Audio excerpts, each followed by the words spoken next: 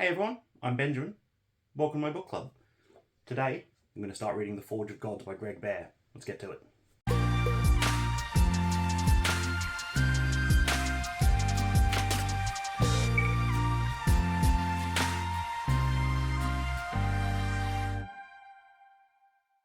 Alright, this is the first read-along series on the channel, so forgive me if we take a little bit of time to kind of figure out exactly what this series is.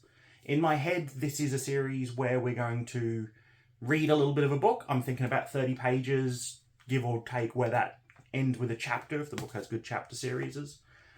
And then I'll come here, I'll talk about what happened in the chapter, what we've learned, what we think might go on in the future, what we think any of it might have meant, if there's any twists or mysteries going on, how we feel about them.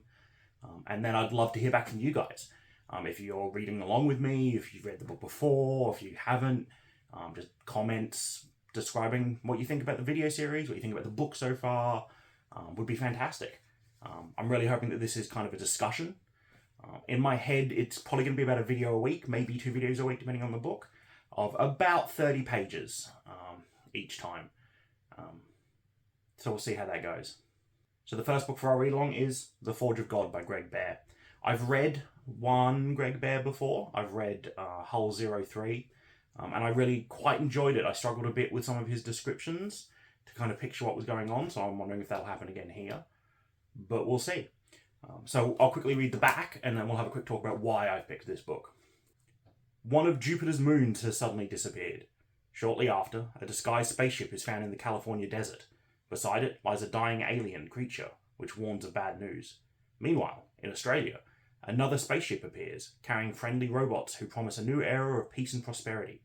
But one man cannot escape the feeling that something terrible is coming. So why have I picked this book? There's a few reasons. First off, I've heard that it's a great end-of-the-world apocalypse sort of book, and I love those sort of things. I've always liked the apocalypse movies, I've loved apocalypse books.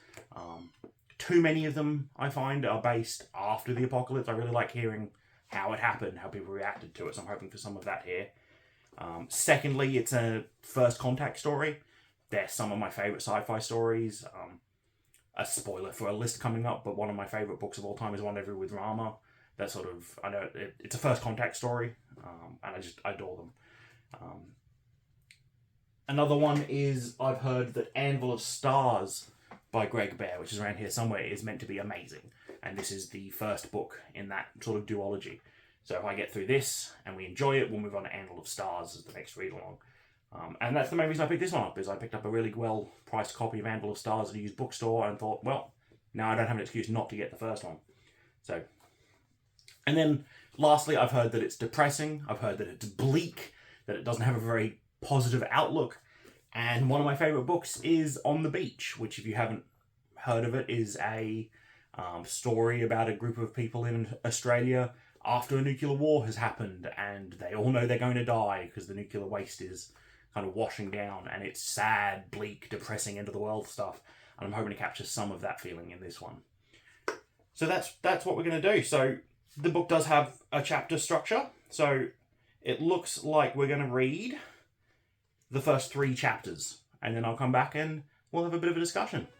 All right, let's get to it.